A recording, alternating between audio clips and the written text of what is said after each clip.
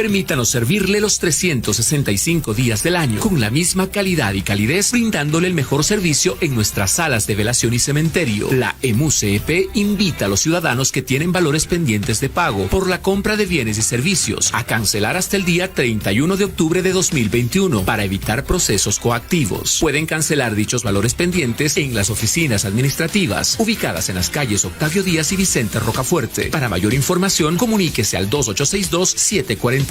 Alcaldía de Cuenca. Muy buenos días, amigas, bienvenidos a Voces Azuayas en Derechos Urbanos de este día viernes 1 de octubre. Ya estamos en un nuevo mes, se va terminando el año, y en esta mañana con Fernando Vega vamos a abordar un tema de vital importancia, trascendental importancia para el país y particularmente para Cuenca y el Azuay. Vamos a abordar un tema desde una visión crítica sobre la minería, y para ello hemos invitado a dos ciudadanos académicos de mucha experiencia que van a analizar este tema conjuntamente con nosotros.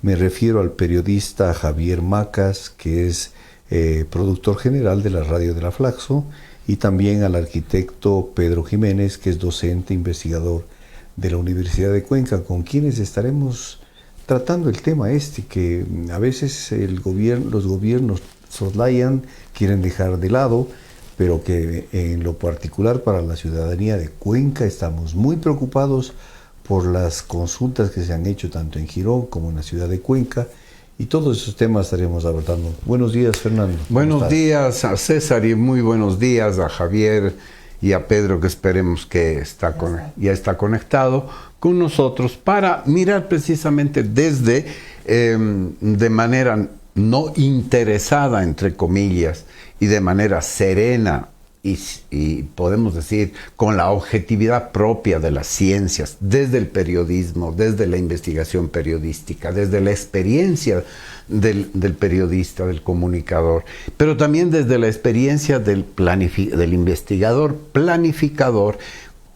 Vamos a centrar los ojos en lo que está ocurriendo en Cuenca, ¿no?, a propósito del incumplimiento de la consulta popular por parte del Ministerio de Ambiente y Transición Ecológica, el retardamiento de la aprobación de los PDOTs de la Municipalidad de Cuenca para la declaración, oficialización y protección de las zonas de recarga y protección hídrica esenciales para la subsistencia de Cuenca, y que son además constitucionalmente y por las leyes y la Constitución, obligación exclusiva, competencia exclusiva del municipio de Cuenca para determinar aquellos lugares que son esenciales para poder brindar agua potable en cantidad y calidad limpia para Cuenca en el presente y en un futuro donde Cuenca alcanzará probablemente los 1 millón de habitantes, ¿no? En el contexto además del cambio climático, que augura que vamos a tener serios problemas con la dotación de agua, en el contexto en el cual el gobierno está empeñado en una reactivación económica y quiere echar mano de la minería como la solución mágica para resolver el problema fiscal del Estado central, porque ni siquiera resuelve el problema económico la minería, a no ser que hagamos del Ecuador entero una gran mina y que prioricemos la extracción metálica y petrolera, dejando de lado agricultura, turismo, cultura, etcétera, etcétera, ¿no? No es posible, no es sustentable una minería en las fuentes de agua, en las zonas de alta biodiversidad, en las zonas de... Bien, vamos a comenzar entonces pidiéndoles a nuestros amigos que hoy nos acompañan un primer saludo, una primera presentación de quiénes son, qué hacen y desde dónde van a ver este asunto. Javier, comencemos contigo. Desde tu experiencia, ¿cuál es tu visión, un análisis general y tu saludo particularmente? Bienvenido, Javier.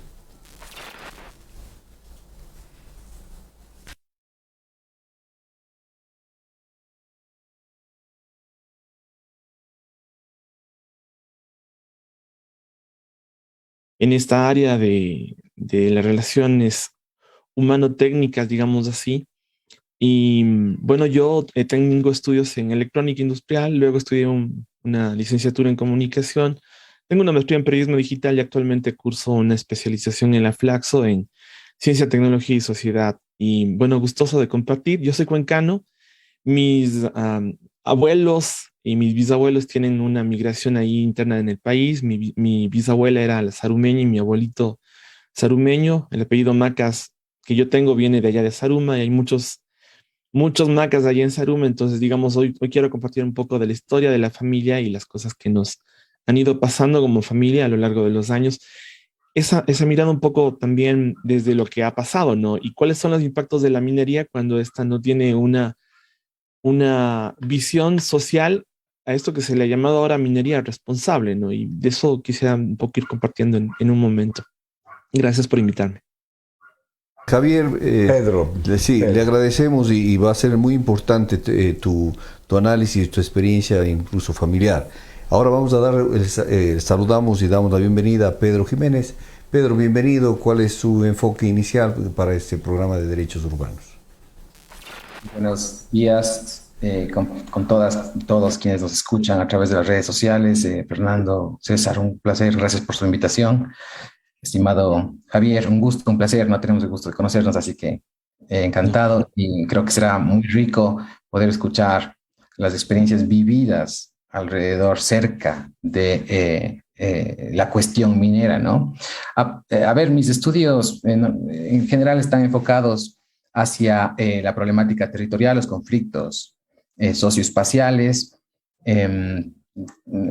Tengo la suerte de poder colaborar en la Universidad de Cuenca, en la Facultad de Arquitectura y Urbanismo y estar vinculado mucho a los procesos, sobre todo espaciales, en relación a la ciudad y el territorio. En este sentido, estamos haciendo algunos trabajos de investigación importantes en la facultad, en la universidad, en relación a las problemáticas precisamente de grupos vulnerables vinculadas a procesos territoriales, ¿no? Y allí, efectivamente, a ver, desde mi visión personal, podríamos plantear efectivamente que la extracción minera, los procesos extractivistas, ¿no? Como marco, forman parte de una política que no crea riqueza, que en el largo plazo crea miseria, ¿no?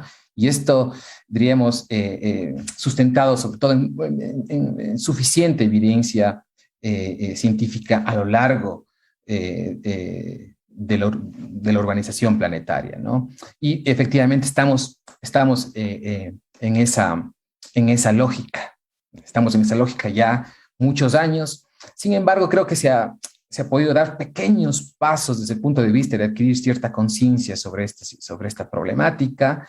Y creo que allí me interesaría, por supuesto, ubicarme en esta mirada del problema extractivista y minero desde la planificación territorial, evidentemente, y cómo podemos avanzar hacia procesos sostenibles, pero que puedan efectivamente resolver el problema de la desigualdad, efectivamente, y creo que avanzar hacia y poder ir más allá de las declaratorias, de las prohibiciones, de las declaraciones de zonas de conservación y tal, hacia efectivamente dar alternativas a la pobreza en esos territorios, dar alternativas de sostenibilidad realmente en esos territorios a través de programas y proyectos, por supuesto, que todavía no están claros en la planificación que se ha previsto. Entonces, vamos a ver si podemos conversar un poco sobre eso y agradecerles otra vez su invitación.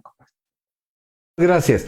Javier, precisamente retomando este tema de si la minería crea o no crea riqueza, Saruma es la gran mina del Ecuador desde la época de la colonia, ¿no? Cuando Wolf y el otro geógrafo, los grandes estudiosos de la geografía y la geología del Ecuador hablan de la minería, se refieren necesariamente en el Ecuador a Zaruma. Entonces, la pregunta sería, en la historia de tu familia, desde tu experiencia y testimonio, ¿realmente Zaruma, con la mina más antigua, una mina muy rica que hasta ahora se sigue explotando, ha sido fuente de riqueza, de bienestar, de sustentabilidad para Zaruma y para los zarumeños? Podría decir, ¿ha sido el oasis o ha sido un espejismo? Sí, Javier. Yo les quiero comentar, el pasado mes de agosto, yo estuve de vacaciones por la Flaxo, entonces di una vuelta, ¿no? Y este viaje que hice fue con mi mamá, mi tía. Mi mamá no tiene familiares allá en Zaruma, yo sí, digamos, hay sangre zarumeña. Pero cuando estuve yo ya visitando, me nació una intriga, ¿no? Yo sabía que mi bisabuela, quedó viuda muy joven, como a eso de los 24 o 25 años, y mi bisabuelo había migrado de un lugar cercano a Zaruma que se llama Atahualpa, o la parroquia de Paccha, entonces está a unos kilómetros a pie, no es muy distante. Y él migró así para las minas. Y de hecho, entonces mi bisabuela, también ellos migraron desde la provincia de La Suay hasta la provincia del Oro y se asentaron ahí ellos, la familia de mi bisabuela, ellos eran Aguirre Torres, ellos, digamos, fueron hasta allá y se quedaron, ¿no? Ahí nació mi bisabuela y luego mis bisabuelos se conocieron, tuvieron hijos, pero mi bisabuelo muere como eso de cuando mi abuelito tenía como 8 años y mi bisabuela se queda con 4 niños. Esto digamos, perpetuó un ciclo de mucha pobreza. Mi abuelo apenas llegó, creo que estudiar como hasta el segundo grado, y de ahí lo que hacía mi abuelo es caminar desde Zaruma a Portobelo, donde estaban los mineros y de la compañía inglesa Sadco, y mi abuelo se encargaba de hacer el transporte de las viandas para que mi abuela pueda ganar un poquito de dinero y de eso sostener a su familia. Mi abuelo, pues, digamos, creo que a muy temprana edad lo que ansiaba es irse al ejército, y en el ejército él encuentra un camino para salirse de Zaruma, porque su realidad, su situación era difícil, no había empleo, no había trabajo, y el único trabajo que tal vez le tocaba hacer era minas, y mi abuelo no quiso, así es que se huyó prácticamente de Zaruma. En la entrevista, cuando estuve en Zaruma, entonces en agosto, se me ocurrió comenzar a buscar personas allá en el pueblo, en la plaza. Como soy periodista, entonces me gusta mucho preguntar, conversar con las personas. Y resulta que me encontré con un señor que se llama Tito Castillo. Y Tito Castillo me iba contando la historia de Zaruma desde la época de los Cañaris. Y resulta que los Cañaris tienen una mezcla con los paltas y ellos forman esta zona de Zaruma. Y Zaruma no es solo de la época colonial, ni porque Wolf, ni Humboldt, ni nadie haya dicho que hay oro, sino que el Zaruma es una tierra de larga data como mina, ¿no? Me contaba Tito Castillo que justamente ahí, desde Zaruma, partió un gran cargamento de oro para pagar el famoso histórico, digamos, precio para que Atahualpa sea liberado. Entonces, esa liberación de Atahualpa, digamos, y no solo eso, hay fotos. Yo tengo ahí un videito que luego lo podemos ver, pero no están ahí las fotos que yo logré tomar las fotos de las fotos, ¿no? Y está Velasco Ibarra, está Galo Plaza Lazo, que llegaban en caravanas hasta Zaruma. ¿Por qué Zaruma? Porque ahí había plata. Dinero me refiero, ¿no? O sea, había dinero. En 1950 prácticamente la SAFCO sale de Zaruma, dejando una deuda de impuestos de los gringos, de mucho dinero al Estado. Según los estudios que se han hecho de tributos que había dejado SAFCO al Ecuador, apenas le habían pagado en 54 años de explotación minera solo $5 millones a la época. Pero desde que llegaron los norteamericanos en 1896 hasta el año 50, cuando ellos se van, resulta que habían sacado más o menos 6,000 a 7,000 millones de dólares de la época en explotación de oro. y cuando se fue la empresa no indemnizaron a los trabajadores. Luego les puedo contar otras experiencias que he tenido acerca de las minas, pero esa deuda histórica se le debe a la ciudad de Zaruma. Más adelante, cuando me den chance, quisiera que saltemos un videíto que cuenta de la misma voz de Don Tito esta historia, y hay unas tomas panorámicas que se ven al final del video que yo he preparado, donde se ven las plantas de procesamiento del oro y de los otros metales que están ahí, porque no solamente oro lo que está en juego, ¿no?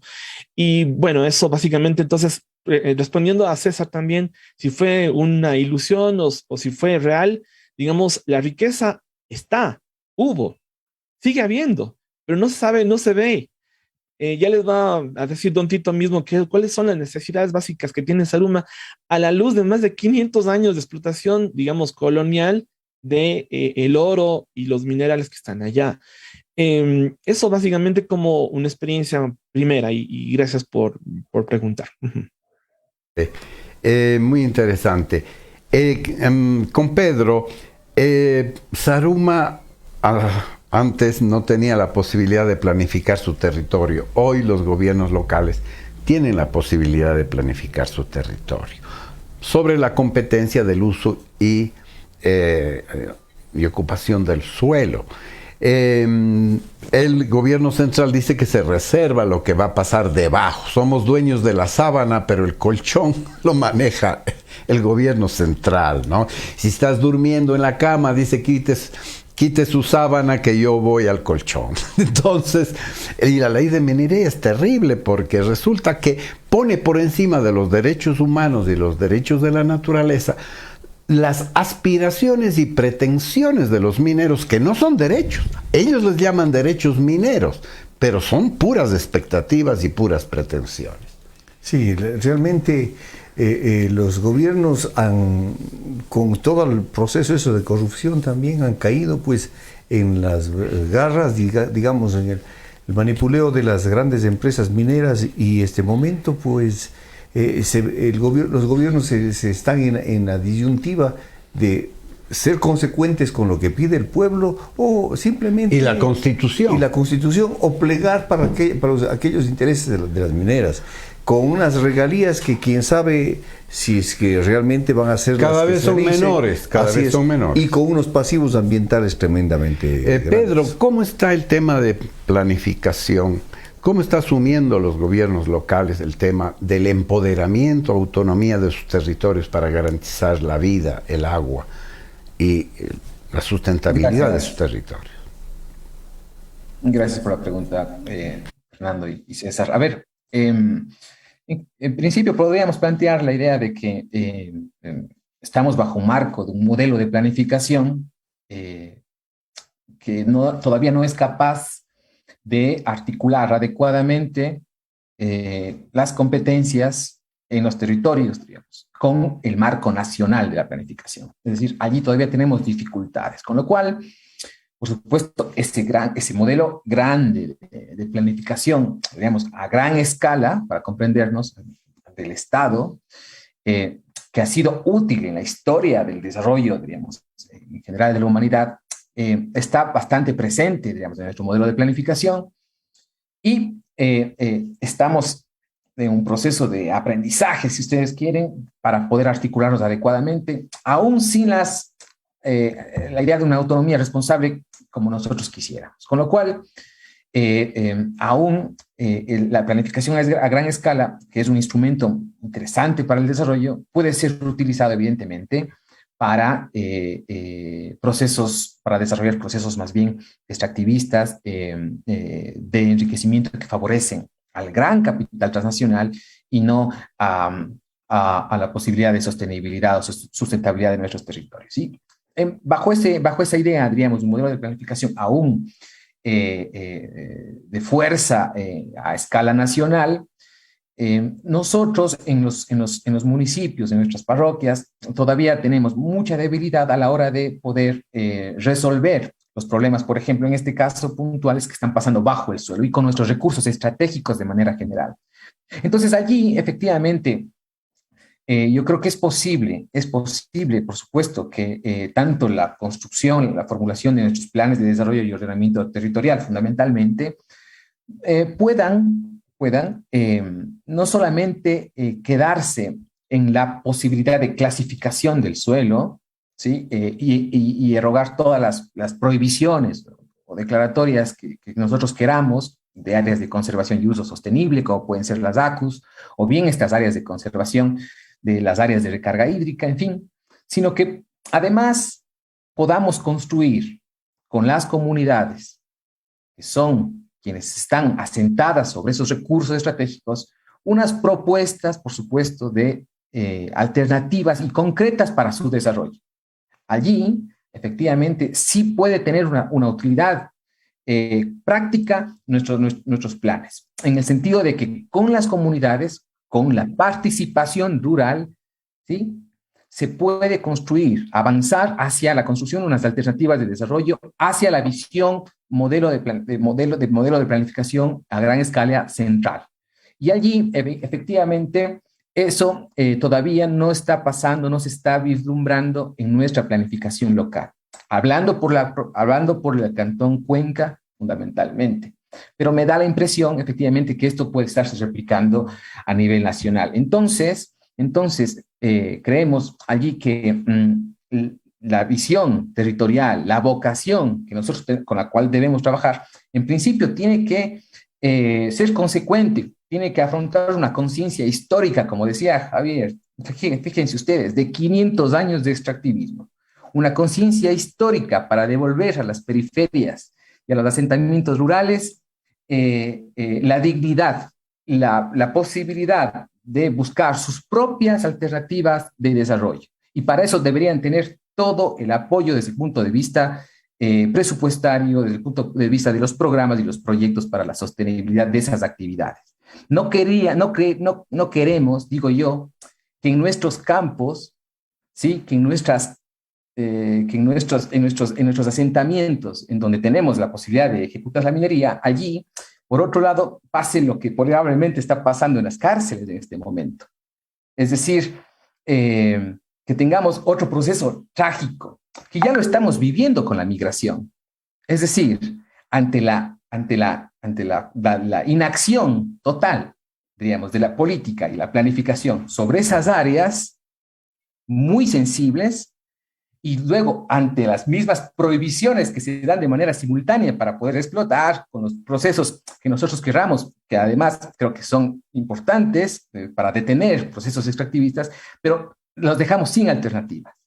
Y cuando no hay alternativas, la gente se va o probablemente finalmente vivimos una tragedia social, ¿no? Entonces creo que allí sí debemos ir avanzando en concretar algunas cosas con la gente, ¿no? Diría dos cositas más. La una es que la Constitución de la República, cuando habla de los gobiernos autónomos, dice que tienen autonomía política. Es decir, yo creo que no hemos tomado en serio la Constitución. Obviamente, nadie se ha interesado en crear los gobiernos regionales. Y nos hemos convertido, las autoridades locales muchas veces se han convertido en ejecutores de un par de competencias y no han renunciado a ser gobierno y han renunciado a gobernar con la gente porque están clientelarmente atados al gobierno central. Es decir, el centralismo ha acabado ahogando las posibilidades de la Constitución y además ha creado una conciencia de sumisión. Por eso ya basta 500 años de sumisión, aunque vienen los ingleses, que vienen los señores norteamericanos, ahora que vienen los canadienses a llevarse el oro, antes para pagar el rescate de Atahualpa, después para pagar la deuda de la independencia y ahora para pagar las deudas al Fondo Monetario Internacional y mantener un Estado bastante corrupto e ineficiente. Entonces, ese es un tema, ¿no? El otro tema es que la ciudad, Cuenca, no podemos hablar de los lugares de extracción minera en Cuenca como diciendo, están en las comunidades, ¿no? Cuenca está en epicentro de la minería. Como Zaruma está en el epicentro de la minería, se está hundiendo encima de los socavones de la minería, ¿no es cierto? Vamos a cerrar un poquito con César esta primera parte, luego vamos a tener un corte comercial y vamos a abrir de nuevo con Javier, que nos muestre ese testimonio audiovisual del que nos anunciaba. Quiero dar lectura de lo que hay una intercomunicación con nuestro público que nos sigue y nos ve a través de Voces Azuayas, y nos pregunta, Rodrigo Ehues dice, ya que las autoridades seccionales no sintonizan con lo que Cuenca y Girón decidieron, ¿qué nos queda a los ciudadanos? Esa va a ser la conclusión de este diálogo, ¿no? ¿Qué tenemos que hacer los cuencanos y cuencanas y los azuayas en general? José Astudillo nos dice, ¿cuál es la posición de la academia sobre el modelo extractivista como la nueva matriz productiva?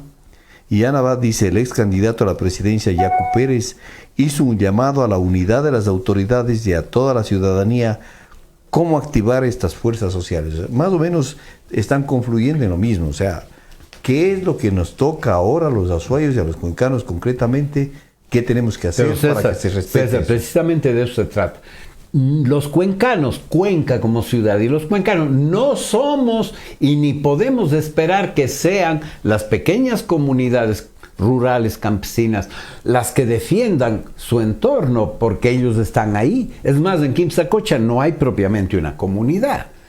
Quimsacocha es páramo, donde nace el agua, luego están ya todas las comunidades existentes, son área rural del Cantón Cuenca. Por lo tanto, y esto pasa en toda la provincia, en el Siksik, en todo lado, porque en realidad pues no es una lucha que tiene que ser dada por los grupos campesinos, por los grupos étnicos, no, es una lucha de la ciudad de Cuenca, y por eso si los cuencanos no defendemos nuestros recursos, no defendemos nuestra vida, bueno, no merecemos vivir, porque el futuro no es sustentable sin agua sana, pura y en cantidad. Vamos. Regresamos luego del corte comercial con estos insumos también que han aportado nuestros amigos que se encuentran en sintonía de Voces Azuayas para continuar conversando con nuestros invitados. Regresamos en un momento.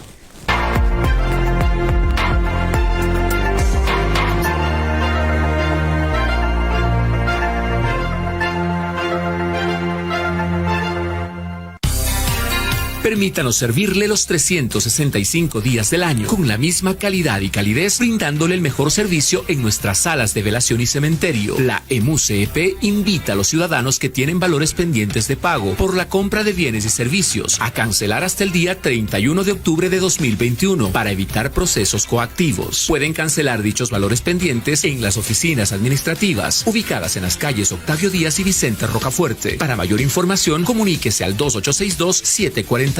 Alcaldía de Cuenca.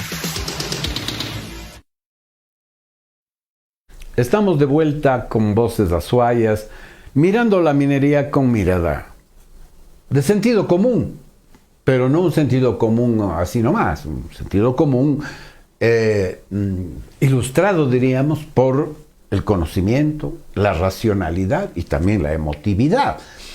Volvemos con Javier. Javier, si nos puedes introducir y compartir este video como muestra gráfica y resumen de tu pasado y tu presente, al acercarte podemos decir, al socavón de la minería. Gracias, Fernando. Le pediría entonces a Hernán, suelte ese video que le había enviado y escuchamos lo que dice Don Tito. Luego, de pronto ahí dura 6 minutos, pero podríamos dejar en los 3 minutos. Yo le podría decir hasta aquí, Hernán. Le hago como una señal así, entonces significa que hasta ahí va el video. Pero prolonga mucho, por favor, lo cortamos, pero vamos a ver, porque es interesante. Una recesión aurífera completamente difícil después de la República. Los primeros años fueron unos años complicados para Zaruma y para la República en general. Pero luego se avisora algo importante, empiezan a llegar compañías internacionales y empieza a llegar Francia en 1878. En 1880 ya vienen los ingleses, la Great Saruma Gold Mining Company, que fue una empresa muy grande, estuvo cerca de 16 años en Saruma y empezó realmente con Inglaterra a tener una visión empresarial capitalista, ya el oro de Saruma. Le fue mal por algunos malos manejos y todo lo que tenía esta compañía fue rematada por el Estado y la compró la compañía norteamericana SADCO, que es la South American Development Company de Estados Unidos, que vino con capitales inmensos, con tecnología de punta, y se quedaron en Saruma 54 años. ¿Hasta qué año? ¿De qué año a qué año? Se quedaron de 1896 a 1950. En esos 54 años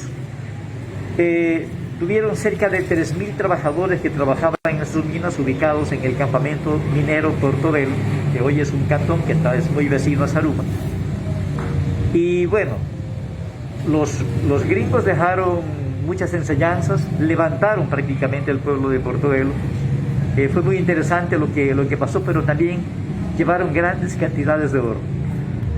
Se calcula de que Norteamérica llevó alrededor de 3.600.000 onzas de oro, sin contar con todo lo que es el cobre, la plata y todos los metales que flotaron, porque ellos llevaban todo. Así que también fue un saqueo inmenso. Los norteamericanos no cumplieron con todos los convenios que se hizo con el Estado, por ejemplo la vía Loja, Saruma, Puerto Bolívar, que era la ruta del ferrocarril, jamás la cumplieron, aunque se hicieron acuerdos desde 1910 con Eloy Alfaro, pero nunca se cumplieron los acuerdos. Los norteamericanos siempre rehusaron pagar impuestos al Ecuador.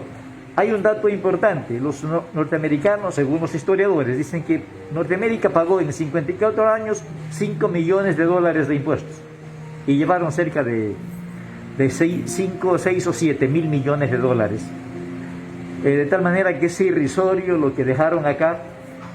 Y cuando se fueron en 1950, se fueron con una deuda inmensa al Estado. No reconocían a los trabajadores, las indemnizaciones. Fue terrible. Saruma realmente ha sido una ciudad que ha dado mucho al Estado ecuatoriano, ha dado mucho, desde la colonia, y ha sido maltratado por el Estado, desconociendo ese inmenso valor desde los temas de la independencia, los recursos que ha dado a través de su minería, y ha sido abandonado. Hoy tenemos que reclamarle al presidente de la República que por favor atienda a Saruma.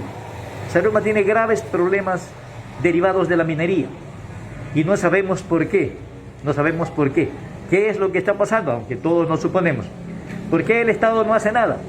Es que hay grandes intereses escondidos de parte de funcionarios estatales, porque ya es hora que se le ponga a Saruma en el sitial que se merece, porque puede verse abocado a situaciones graves y los únicos responsables serán las autoridades. Hay unas consecuencias de esa extracción minera. Se echó azufre, se echó mercurio a los lechos de los ríos, especialmente en Portobelo. Hay demandas del Estado hacia el Estado ecuatoriano. Nos ha contado usted esa historia terrible de explotación irracional, sin ningún tipo de conciencia ni con los seres humanos ni con la naturaleza. Me dice usted que hay una demanda del Estado peruano hacia el Estado ecuatoriano por contaminación ambiental. Es público una demanda hace muchos años atrás.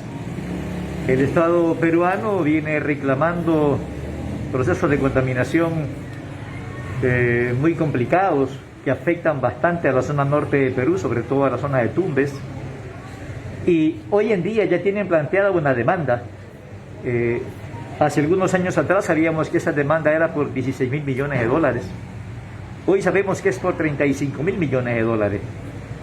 Y yo creo que es necesario que el Estado le ponga mucha atención a esta demanda, porque sería más económico atender los temas en Saruma para que los procesos mineros no atropellen tanto a la naturaleza. Se puede invertir menos que pagar 35.000 millones en una demanda internacional.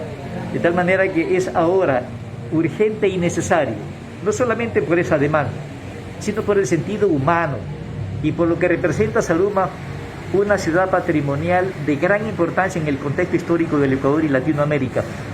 Vale la pena hoy, señor presidente de la República, que ponga sus ojos en Zaruma, que haga investigar con sus ministros lo que está ocurriendo y lo que ha ocurrido en Zaruma y por qué no se lo ha tratado como se ha tratado otros temas en el país con celeridad, menos en Zaruma. Actualmente no tenemos... Bien, creo que ha sido un testimonio muy interesante. Un breve comentario tuyo al respecto y para darle la palabra. Y además que Zaruma y Cuenca tienen ese elemento de ser patrimoniales, ¿no? Entonces, si la pregunta al final va a ser ¿qué hacemos? Bueno, estamos viendo lo que está pasando en Zaruma. Allí se ha normalizado la minería como parte de la productividad de la sociedad. Un primo político de mi papá llegó a tener logró tener una veta. Consiguió una vetita ahí, estaba labrando la tierra y encontró una veta, vivió una concesión minera. Y es curioso porque él era un hombre muy generoso, entonces que préstame plata y así se diluyó ese recursos hasta que se acabó la veta y él quedó nuevamente desempleado, logró construir una casa, así, por contarles qué es lo que pasa cuando la minería, digamos, artesanal también llega, ¿no? Y lo que decía Tito, este tema de los pasivos ambientales que también mencionó César, son enormes. Una deuda de 35 mil millones de dólares, una demanda internacional. Porque yo recuerdo haber estado en Zaruma en el año 92, fuimos de paseo con la familia, así mismo a ver a la tía por ahí, a la prima de mi papá, y nos paramos en Portobelo.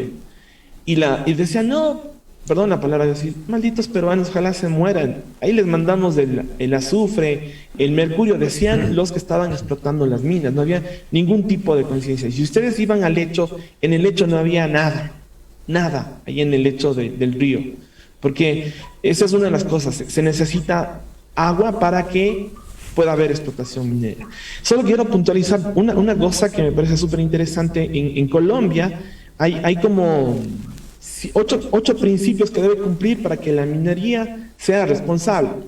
Ustedes que están más al tanto, les comento, dice: 1, transparencia versus el secreto. 2, aceptación de los grupos de interés. 3, producción de alimentos triunfa sobre la minería. 4, estándares de las corporaciones mineras respetan acuerdos internacionales. Se cuenta con equipos sociales, ambientales y cumple con toda la normalidad nacional. 5, certificación a potenciales buscadores de permiso. 6, seguros y bonos de desempeño. 7, evaluación social y ambiental, garantizar el profesionalismo en el desarrollo de las evaluaciones sociales y ambientales. Y 8, regalías, impuestos y tarifas. Se entiende que la minería es responsable si garantiza que la riqueza obtenida por la extracción del recurso natural supera al valor a compensar por los impactos potenciales de dicha actividad. Digo, esos puntos sería interesante preguntar si se están contemplando en las, ya sea en el PUG, en todas estas legislaciones territoriales que se están teniendo. Esta legislación de Colombia data del año 2002, allá en la época de Santos, ¿no? Javier. De Pastrana, quería decir, perdón. Obra para... si cumplen, la minería es imposible en los páramos y en las fuentes de agua, en las zonas de alta diversidad y en los ecosistemas frágiles. Lo que pasa es que eso, ¿quién lo decide? El punto, ¿quién lo pone? El ministerio, cuyos funcionarios son parte del lobby minero. Entonces tú decías ahí los chanchullos, todo esto. Seguimos con la misma historia colonial, extractiva, para que lo que se explota se lleven los grandes capitales, dejando el pasivo ambiental a las poblaciones. Entonces, en Cuenca, la mina de Quimsacocha es una pequeñez comparada con lo que ha sido Zaruma. En 12 años se acabó Quimsacocha y nos queda una piscina de relaves de millones de toneladas de arsénico. Una piscina sin mantenimiento está obligada a colapsar, ¿no es cierto? Es una zona donde se va a acidificar y se van a contaminar las aguas con metales pesados, arsénico y otros más, ¿no es cierto? Y para lograr que Cuenca sea una nueva Zaruma, habría que explotar todas las concesiones mineras que rodean el Parque Nacional del Cajas. El parque aparece como un pequeño cráter en medio de miles de hectáreas de concesión. Es decir, si se quiere hacer de Cuenca una ciudad minera, Cuenca tiene que renunciar a sus páramos, a sus fuentes de agua, a su vitalidad, porque apenas lo de Quimsacoche es una puchuela que le dejará al municipio de Cuenca $600,000 anuales. Apenas dará trabajo a 3 grupos de 80 trabajadores diarios, 240 puestos. Generará algunos empleos como aquellos de tu abuelo, de tu abuela, que vender comiditas, cositas por el estilo, durante un tiempo. Eso es todo. El resto son pasivos. ¿Podemos permitir esto, Pedro? Antes de lo que darle paso a Pedro, yo quisiera dar lectura a lo que nos dicen nuestros amigos que están interactuando con nosotros. Yadir Abad dice algo que ya manifestó Javier. Es claro, si la minería deja progreso, Zaruma sería un ícono del desarrollo y buen vivir. Queremos eso para el resto del país. Y Carlos Gerves, una pregunta que valdría la pena también abordarla. Dice, bueno, que las universidades y los estudios de geología, ¿para qué servirían si no se va a explotar las minas? Yo quisiera decirles, sí, si no estamos en contra de la explotación de las minas, sino en contra de la explotación de las minas en donde se corre mucho riesgo y de zonas de recarga hídrica, etcétera, y de daño ecológico manifiesto. Que se explote en otros lugares, obviamente. Precisamente la geología dirá, aquí no se puede hacer minería. Pedro. Para eso están los estudios de geología, para decir, aquí sí, aquí no. Pedro, te escuchamos. Gracias, César. A ver, yo primero comentaría brevemente el video que nos ha mostrado generosamente Javier.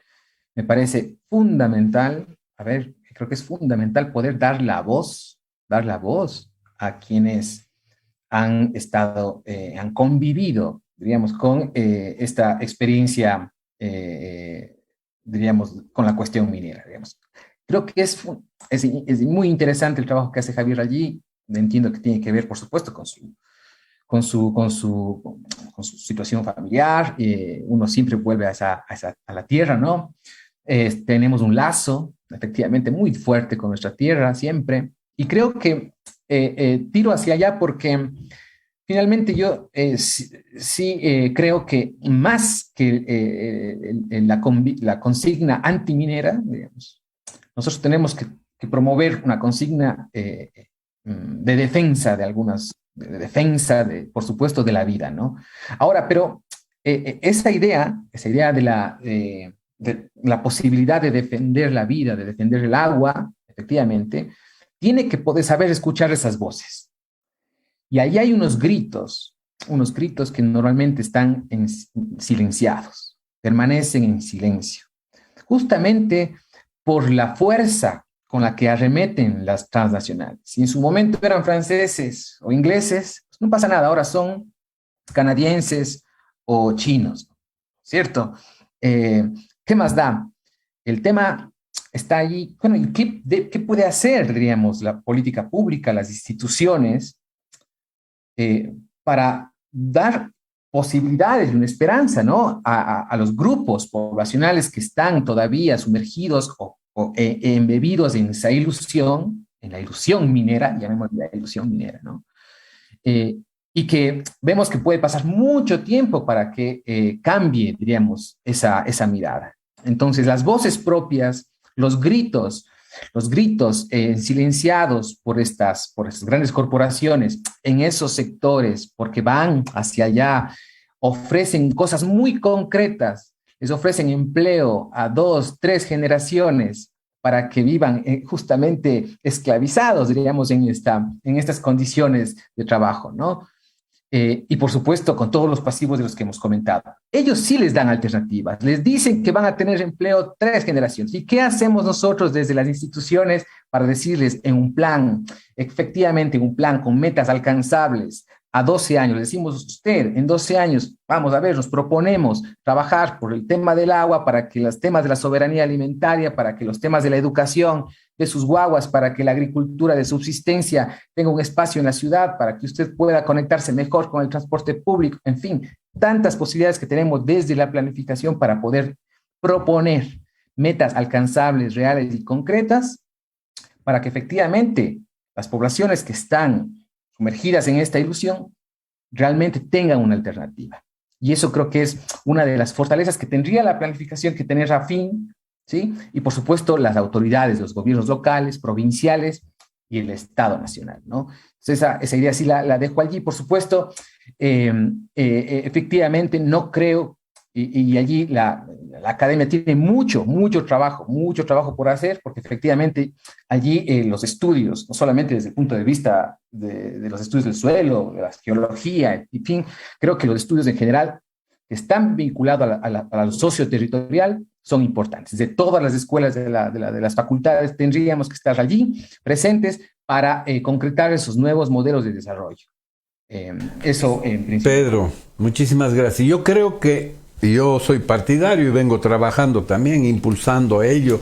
Lo hemos hecho desde el programa y en todos los grupos activos donde intervengo. Hay que pasar de la resistencia a la propuesta. Es decir, si no son, voy a decir una palabra muy española, si no tenemos los cojones políticos de querencia a la tierra, de visión de futuro, de políticamente hablando, ¿no es cierto?, que se traduce en políticas públicas, en planes de desarrollo. Si no tenemos eso, las comunidades van a seguir migrando, van a seguir buscando alternativas en la propia minería artesanal, en vincularse a los tráficos de droga, en migrar afuera, etcétera, etcétera. O meterse a políticos para vivir de la corrupción. O sea, tenemos que planificar nuestro territorio con la gente, para la gente. Convertir a nuestras comunidades de altura, de pie de bosque, en guardianes del agua y de los bosques, y eso significa planificación, proyectos para que estas personas vivan de la conservación, ¿no es cierto? Y puedan hacer aquellas actividades que son compatibles con la sustentabilidad de nuestro entorno ecológico en el contexto del cambio climático. Y eso es tan importante, que las comunidades cercanas a estos lugares donde se quiere explotar se tengan un compromiso serio, para que también se elimine ese mito que quieren generar las compañías mineras, de que si salen ellos, vendrá la minería artesanal y generará un daño mayor. Eso tratan de vender ese miedo, para que la gente comience a aceptar que ellos sí que saben hacer, que tienen la tecnología de punta, va a ser una explotación sustentable, etcétera, etcétera. Lo cual es falso. Hemos visto que no hay tecnología de punta que evite los daños ambientales en las zonas de recarga hídrica y que realmente garanticen que, en el caso específico para Cuenca, que tengamos un agua como la que hemos estado acostumbrados a tener, una de las mejores en Latinoamérica. Y lamentablemente con estos afanes extractivistas se está corriendo el riesgo de que se acabe este paraíso en el que hemos vivido. Quiero dejar sentado que estamos en meses claves: octubre, noviembre y diciembre. Estamos de por medio en noviembre con las fiestas de la independencia de Cuenca. No para celebrar las glorias del pasado y las sumisiones del pasado, sino para luchar por las independencias del presente y del futuro de Cuenca, y la autonomía y el autogobierno, la autodeterminación legítima de la población y de sus autoridades. Y tenemos que todas las organizaciones sociales, amén que quieran sumarse o no personajes políticos en esta lucha, pero toda la ciudadanía levantar una voz de protesta en estas fiestas novembrinas, para hacerles saber a los gobernantes que no estamos dispuestos a ceder un solo centímetro. Si es que en ello quieren sumarse los activistas políticos, bienvenidos, que en muchas oportunidades no se han sumado como deberían, y ahora esperemos que sí se sumen, porque eso es lo responsable, pero conjuntamente con un movimiento ciudadano fuerte que haga prevalecer esos anhelos de la ciudadanía. César, Guillermo Lasso dijo en su campaña, sedujo al pueblo para casarse con el pueblo ecuatoriano, para llevar el altar de la democracia, que dijo que no haría minería por encima de los 2.800 metros. Dijo que respetaría las consultas populares, pero resulta que deja de dormir con el pueblo y se pone a dormir cada 15 días, come y duerme con la amante minera. Y entonces, ¿quién le habla a la oreja? ¿Quién le habla al oído al señor presidente? Sus ministros, que duermen también con el sistema colonial minero, ¿no? Vamos seguramente nos dirá, estoy adelantándome, pero ya presumo cuál va a ser la respuesta. Que él dijo que no se iba a hacer explotación a cielo abierto, lo cual es un absurdo, porque a cielo abierto o como se quiera hacer la explotación, va a dejar secuelas gravísimas. Se está haciendo minería a cielo abierto en la Ponce Enríquez, en pleno Cantón. O sea, son puras mentiras, puras falacias.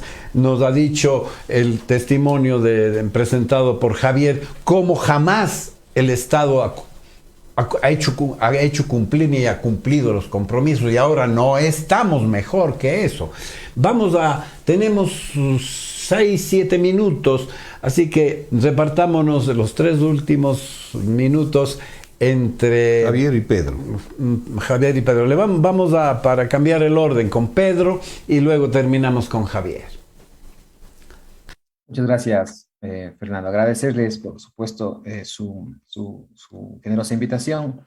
Ha sido fantástico poder mirar la experiencia contada por Javier. Ojalá pueda continuar con esa labor, ¿no? Creo que es una labor lindísima el de poder ir justamente levantando ahí en campo, en el territorio, las voces que han estado tan cerca de esta experiencia, diríamos, de acumulación de capital frente a la miseria del pueblo, ¿no? Yo plantearía como una idea final, nada más del resumen, la posibilidad efectivamente de que la política y la planificación pública no se estanque en las declaratorias y en las prohibiciones o en la clasificación y designación de áreas de conservación, que no nos estanquemos ahí y que avancemos efectivamente a través de los procesos de planificación, ¿sí? Que ya llevan atraso, pero que estén atrasados no significa que tengamos que correr y hacerlo mal, ¿sí? Que podamos proponer alternativas reales y concretas de desarrollo, con metas alcanzables, realizables, con la voz de los pueblos sometidos, diríamos, a la ilusión minera y que tienen unos gritos silenciados. Gritos que los vimos, por ejemplo, cuando el sector rural pidió la derogatoria de una ordenanza de control hecha en el escritorio desde la dominación urbana hacia lo rural, ¿no? Allí están los gritos silenciados que salieron a las calles y dijeron no ordenanza de regulación sin nosotros. ¿Y qué está pasando allí? No hay claridad, no hay vías de desarrollo. Así que creo que allí está una de las propuestas que la planificación nos permite. Vías concretas de desarrollo hacia adelante. La universidad tiene un papel fundamental en la investigación, precisamente para proporcionar datos certeros para la planificación, y tiene la obligación de proponer ideas, propuestas. Todos los ecuatorianos estamos invirtiendo en la universidad para generar profesionales, funcionarios y políticos capaces, eficientes, honestos. Pasamos a las últimas palabras de nuestro invitado desde Quito, Javier Macas, para ir cerrando este programa. Gracias, Fernando, César, Pedro, por darme chance de conversar con ustedes, ¿no? Siempre estoy del otro lado técnico, como lo que está haciendo Hernán en este momento, a quien le mando un saludo a los años, Hernán. Saludos. Yo estaba pensando en este documento que tengo en mi mano, que lo pueden encontrar, que se llama Trayectoria Sociotécnica de las Relaciones entre el extractivismo y el desarrollo sustentable. Este es el documento que estuve leyendo, Y es un documento que se elabora desde Colombia con un profesor que estoy teniendo ahora clases en la especialización. Y hay un planteamiento muy interesante. Fernando ha hecho énfasis en la deuda histórica que tienen las universidades. El Estado gasta plata en las universidades. En Cuenca, yo me acuerdo cuando estudiaba electrónica, había también ingeniería en minas en la Universidad de la SUAY. La Universidad Católica de Cuenca también tiene. No estoy seguro si la Universidad Católica de Cuenca también tiene. No sé si la Universidad de Cuenca también tiene, la Universidad Pública la tiene, la Salesiana. No estoy muy seguro en cuanto a las materias o a las carreras que hay, pero yo creo que hay que hacer lo que dice Pedro, esto que estuve haciendo es un poco hacer una trayectoria sociotécnica, ¿no? Yo, desde mi experiencia personal, estoy buscando hacer esta trayectoria, marcar esta historia de mi familia. A mí me parece súper importante eso.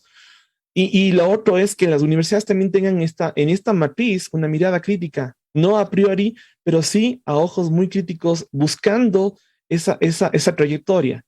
Lo que ha dicho Yadira, me parece que se llama la compañera que estuvo en redes sociales comentando, efectivamente, si Zaruma fuera la panacea del desarrollo territorial, el plan de desarrollo territorial que nos debe el municipio de Cuenca, que nos debe el municipio de Quito, que nos deben los municipios del Ecuador, deberían entonces estar ahí contemplados no solamente, como dice Pedro, las negativas, sino cuáles son los planes que decía Fernando. Yo quiero solo leer este pedacito que me parece súper interesante. Ahí en Colombia se decía que la producción de alimentos triunfa sobre la minería. No se debe hacer minería en zonas donde escaseen el agua, la tierra, o donde haya vocación agropecuaria. La pregunta es, sin agua, ¿qué se puede cultivar? ¿Qué se puede cosechar? ¿Qué animales se puede tener? Entonces hay una vinculación perpetua entre el ser humano. Apenas el 0.2% creo que de todo el agua es bebible. Que tenemos del planeta Tierra, solo el 0.2% es bebible, ese poquito. Y de ese poquito queremos destruir. O sea, mi mensaje sí integra academia, integra las propuestas que debemos tener. Por ahí me acuerdo que, perdón, hasta aquí mi intervención y gracias, Fernando. El periodismo comprometido debe ser comprometido, objetivo y no puede ser parcial en ciertos casos. Porque la verdad compromete. Es decir, no es que aquí el uno dice, el otro dice y que la ciudadanía escoja. No es cierto, como dicen que el famoso chiste de Quevedo, entre la rosa y la dalia su majestad escoja, ¿no? Para decirle coja a la reina. Entonces, no se trata de escoger a la carta arbitraria. No, aquí tiene que escoger entre la vida o la muerte o una vida de muy baja calidad. Estamos llegando al final y agradeciéndoles, amigas y amigos que nos han escuchado y han seguido pues a través de la plataforma el programa de Voces Azuayas, invitándoles a que continuar en la sintonía en los diversos programas que se tiene el día domingo, La Palabra y también Voces de la Ciudad, y los subsiguientes días con los compañeros de Voces Azuayas. Llegamos, les agradecemos por su sintonía y hagamos del 3 de noviembre una lucha por la libertad, la autonomía y la defensa de la voluntad de los azuayos para preservar el agua en los páramos del macizo del Cajas.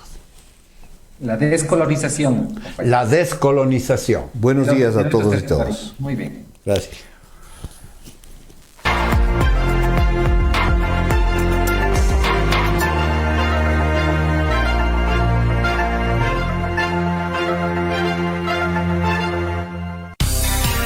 Permítanos servirle los 365 días del año con la misma calidad y calidez, brindándole el mejor servicio en nuestras salas de velación y cementerio. La EMUCEP invita a los ciudadanos que tienen valores pendientes de pago por la compra de bienes y servicios a cancelar hasta el día 31 de octubre de 2021 para evitar procesos coactivos. Pueden cancelar dichos valores pendientes en las oficinas administrativas ubicadas en las calles Octavio Díaz y Vicente Rocafuerte. Para mayor información, comuníquese al 2862-740.